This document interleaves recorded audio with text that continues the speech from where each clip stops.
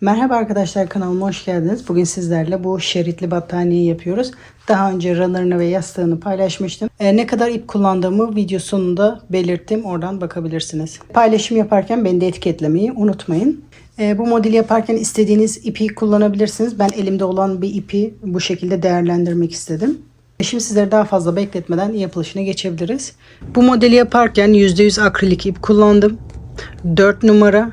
453 gramda 742 metre ip varmış. Tığ önerisi 5 mm. Ben 5,5 mm tığ kullanacağım. Kullandığım ipi de şu şekilde yakından da göstereyim. Ben yurt dışında yaşıyorum. Yabancı marka ip kullanıyorum. Benzer ipleri açıklama kısmına ekliyorum. Oradan bakabilirsiniz. Modele zincir çekerek başlıyorum. 7 zincir. İlk yaptığım zincire batarak halkamı oluşturuyorum. Bu şekilde iz sürümü yapıyorum. Yeni sıraya trabzan yerine zincir çekerek başlıyorum. 4 zincir. Bu ilk trabzan yerine 4 zincir yaptım. Bu modelde üçlü trabzanlar yaparak yapıyorum. Bu ilk trabzanım. 3 tane daha üçlü trabzan yapıyorum. 3 ve 4. Arada 3 zincir. Tekrar tığımı 2 sefer dolayarak halka içerisinde 4 trabzan daha yapıyorum. 1 2 3 ve 4. İlk sırayı bu şekilde bitiriyoruz. Şimdi diğer sıraya başlıyorum. Toplamda 6 zincir çekerek sıramı dönüyorum. 2 3 6 zincir sıramı dönüyorum. Tığımı 2 sefer doluyorum. Trabzan yapmaya başlıyorum. Tığımı 2 sefer doluyorum. Şimdi boşluk içerisinde aynı burada yaptığımız gibi 4 trabzan bir tarafta, 4 trabzan bir tarafta. Tığımıza 2 sefer doluyorum. Üçlü trabzanlar yapıyorum. 4 tane üçlü trabzan yapıyorum. Bu şekilde tığımıza 2 sefer dolayarak trabzanlarımızı yapıyoruz. 3 ve 4. Arada 3 zincir. Tekrar tığımızı 2 sefer dolayarak aynı boşluk içerisinde 4 trabzan daha yapıyorum. 1 2 3 sonuncuyu da yapıyorum. 2 zincir. Tekrar tığımı 2 sefer doluyorum. Burada ilk yaptığımız zincirin tepesine batarak üçlü trabzan yapıyorum. Sırasıyla doladıklarımı en son ikisini birlikte. Şimdi ikinci sırayı da bu şekilde bitiriyoruz. Üçüncü sıraya başlıyoruz. Aynı burada yaptığımız gibi 6 zincir çekerek yeni sıraya başlıyorum. 3 6 sıramı dönüyorum. Tığımı 2 sefer doluyorum. Şimdi burada bir kutucuğumuz oluştu. Burada da tekrar bir kutu daha yapıyoruz. İlk trabzan tepesine batarak buradaki kutuyu oluşturuyoruz. Arada 2 zincir. Tığımı tekrar 2 sefer doluyorum. Aynı bu boşlukta yaptığımız gibi şimdi boşluğa yapıyoruz. 4 trabzan.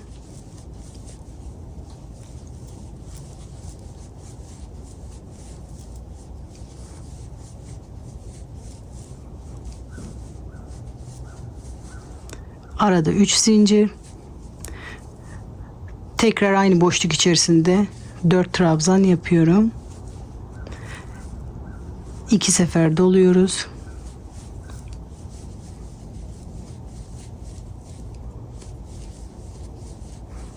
Ve 4. Arada 2 zincir.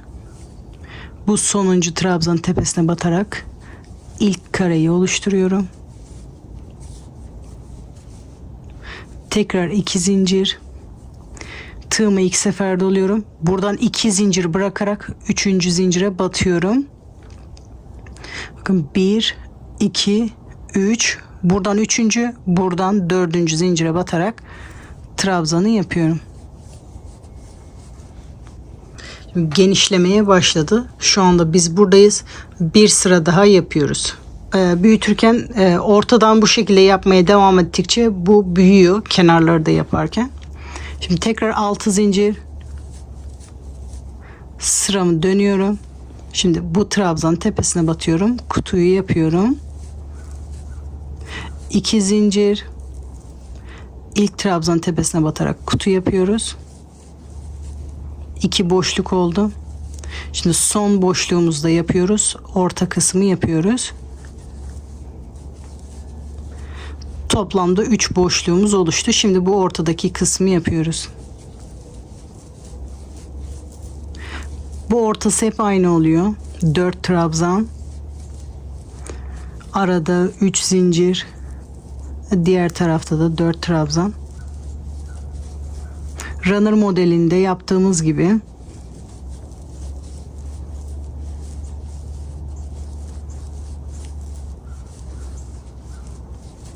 burada da 4 trabzan yaptım.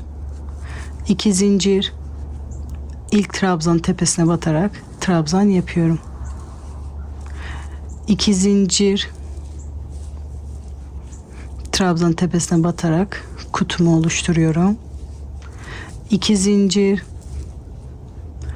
1 2 3. zincire batarak trabzanımı oluşturuyorum.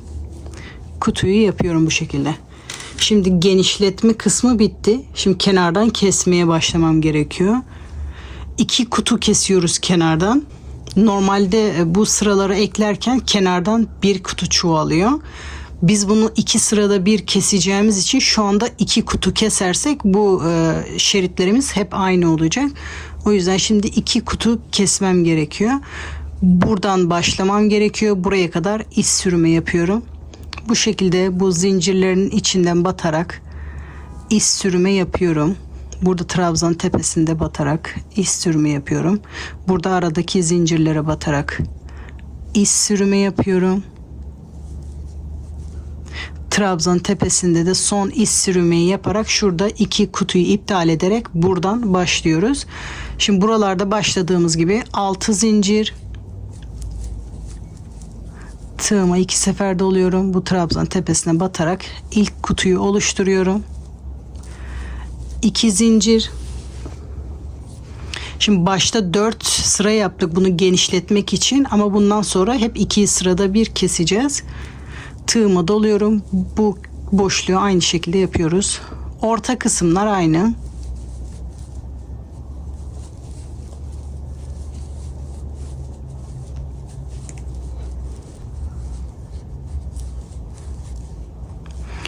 Üç zincir. Tekrar 4 trabzan yapıyorum.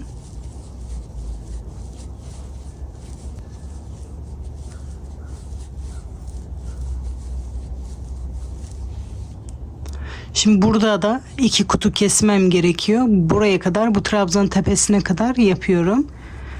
2 zincir, tığıma 2 sefer doluyorum.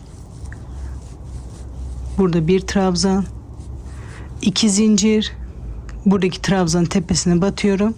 Sıramı burada bitiriyorum.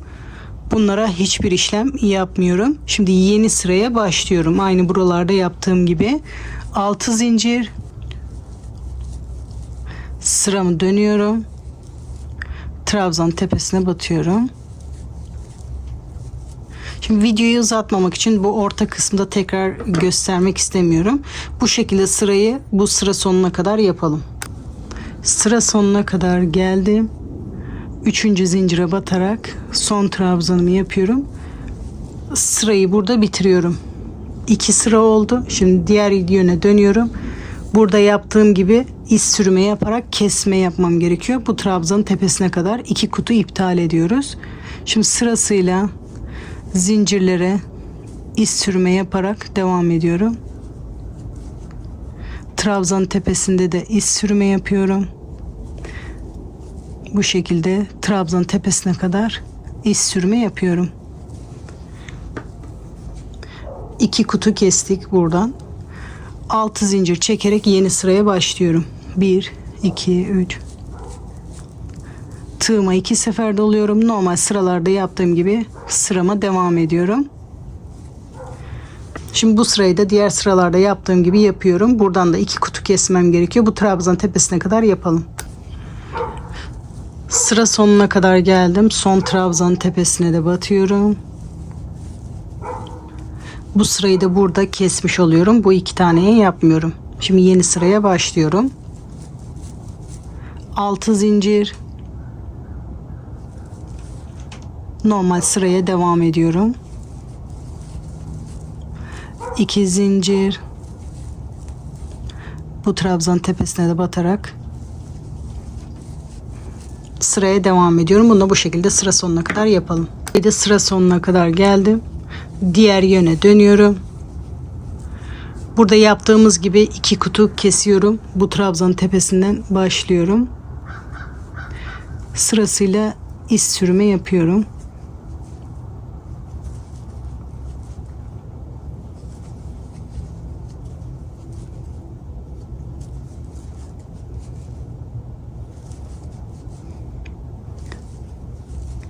Yeni sıraya 6 zincir çekerek başlıyorum.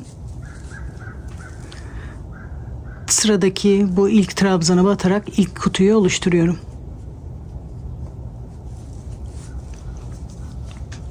Gördüğünüz gibi hep şu 2 sırayı tekrar ederek bunu uzatmak istediğimiz uzunluğa kadar uzatıyoruz. Hala aklınızda soru işareti varsa videoyu geri alarak yapabilirsiniz. Daha iyi anlaşılması için sizler için 3 köşe oluşturdum. Şimdi bundan sonrası da bu 2 sırayı tekrar ederek uzatmak istediğimiz uzunluğa kadar uzatıyoruz. Yapacağınız uzunluk yapmak istediğiniz özel alana göre istediğiniz uzunlukta yapabilirsiniz. Ben 2 metreye yakın bunu yapacağım. Siz de istediğiniz ölçülerde yapabilirsiniz. 2 metre yapıp geliyorum. Şimdi ben yapmak istediğim uzunluğa kadar ördüm. 2 metre kadar ördüm. Sıra sonuna geldim. Sonuncu trabzanımı da yapıyorum. Bir zincir çekip ipinizi burada da kesebilirsiniz. İz sürme yaparak buraya kadar da gelebilirsiniz. Bir zincir çekip ipimi burada kesiyorum. İlk sırayı bu şekilde oluşturduk. Şimdi ikinci sıraya geçiyoruz. İkinci şeride de aynı burada yaptığımız gibi başlıyoruz. 4 sıra örüp birleştirmeye başlıyoruz. Şimdi burada ilk yaptığımız şeritteki gibi 4 sıra örüp geliyorum. 4 sıra ördüm.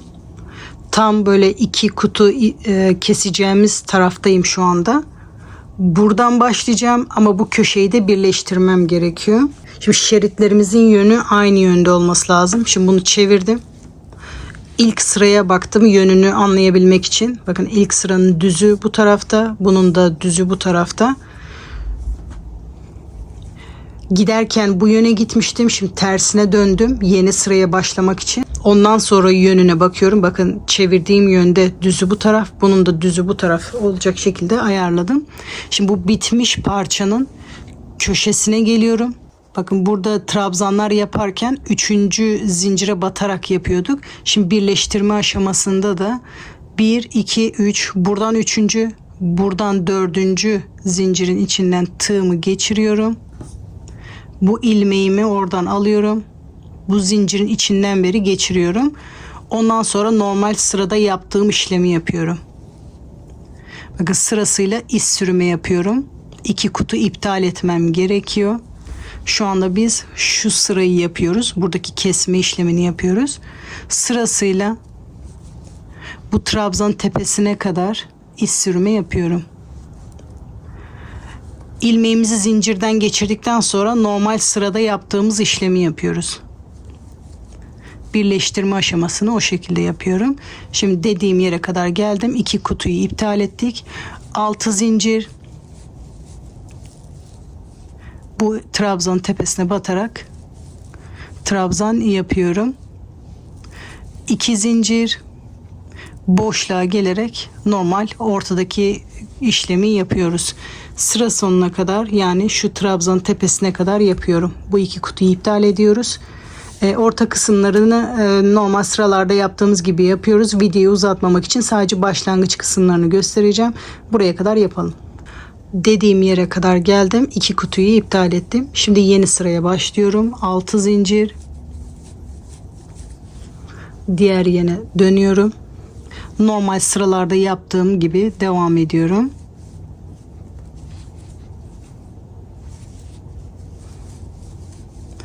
Buralarda bir değişiklik yok. Normal sıralarda yaptığım gibi yaparak bu sıra sonuna kadar yapalım. Sıra sonuna kadar geldim. 3. zincire batarak trabzanımı yapıyorum. Şimdi bu sırayı bu şekilde bitiriyorum. Birleştirme aşamasını diğer yönde yapıyorum. Şimdi diğer yöne doğru döndüm. Bu şekilde ördüm.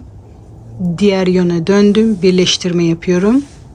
Bakın ilk köşede birleştirdik. Şimdi ikinci köşede birleştiriyoruz. 3. zincirin içinden, yani bu trabzanın yanından beri sayıyorum. 3. zincirin içinden beri tığımı geçiriyorum. Bu ilmeğimi, sırada yaptığım ilmeğimi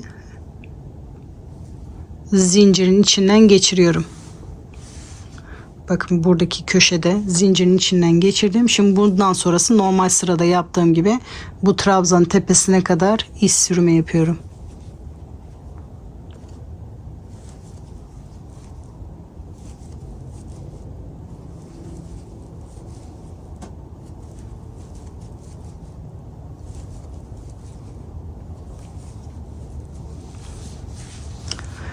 Buraya kadar iz sürme yaptım. 2 kutuyu iptal ettim. Yeni sıraya başlıyorum. 6 zincir.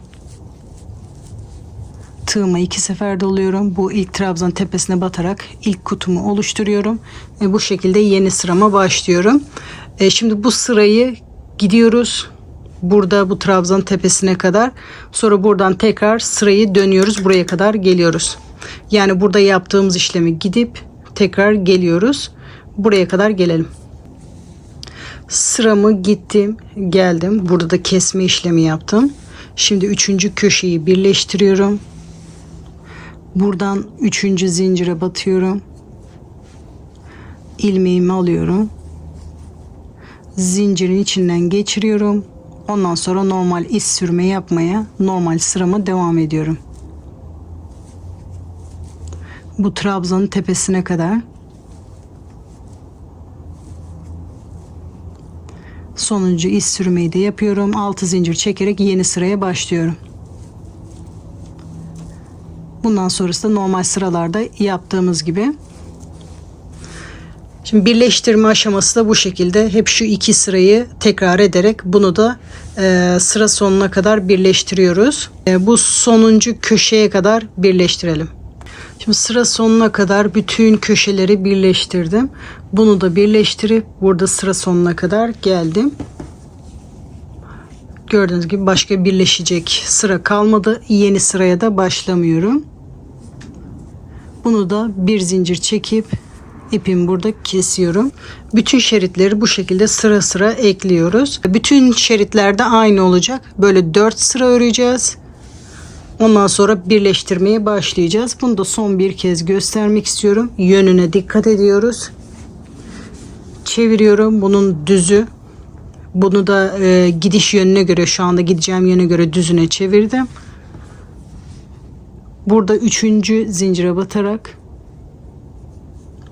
sırayı birleştiriyorum. Aynı diğer parçada yaptığım gibi. Buraya kadar iz sürme yapıyorum.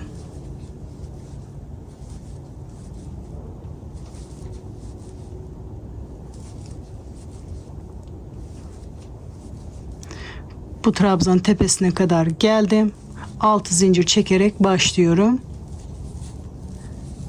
Bu trabzan tepesine batıyorum. Bir trabzan yapıyorum. Bunu da bu şekilde gidip gelip birleştiriyoruz. Aynı buradaki gibi birleştirme aşaması yapıyoruz. Bunu da sıra sonuna kadar tamamlıyorum. Bir de bunu ne kadar genişlikte yapacaksak, ne kadar şerit ekleyeceksek bu şekilde hepsini sıra sıra ekliyoruz.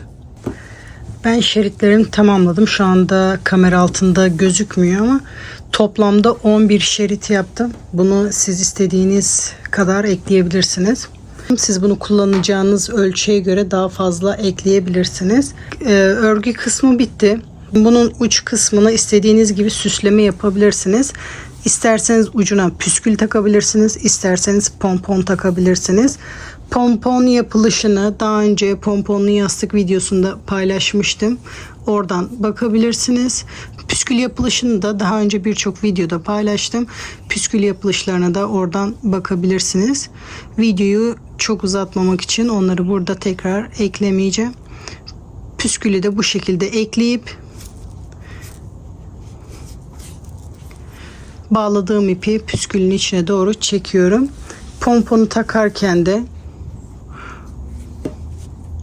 ortadan pomponun iki ipini takıyorum.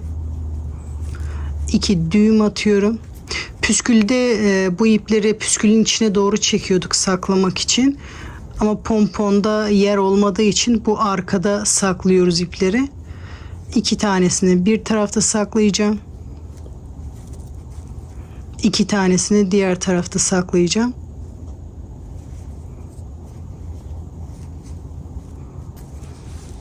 Bu şekilde arkada saklıyoruz. Bu uç kısmını siz istediğiniz gibi yapabilirsiniz.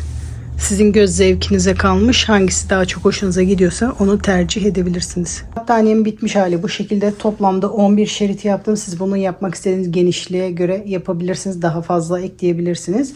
Bu battaniyenin boyunu 2 metre yaptım. Enini de 1,80 yaptım. Bunu sabit bir ölçüye göre yapmadım. İpimin yettiğince yapmaya çalıştım. Bunu istediğiniz ölçülerde yapabilirsiniz. Bu ölçülerdeki bir battaniye pomponsuz haline 1200 metre ip gitti. Pomponların da ne gittiğini yastık videosunda göstermiştim. Ne kadar ip gittiğini ve yapılışını yastık videosuna bakabilirsiniz arkadaşlar. Kanalıma hala abone değilseniz kanalıma ücretsiz abone olabilir. Videomu beğen ve yorum yaparak sayfama destek olabilirsiniz. Modelin bitmiş hali bu şekilde. Yapılışı buraya kadar. Umarım sizler de yaparken keyif almışsınızdır. Sıradaki videolarda görüşmek üzere. Hoşçakalın.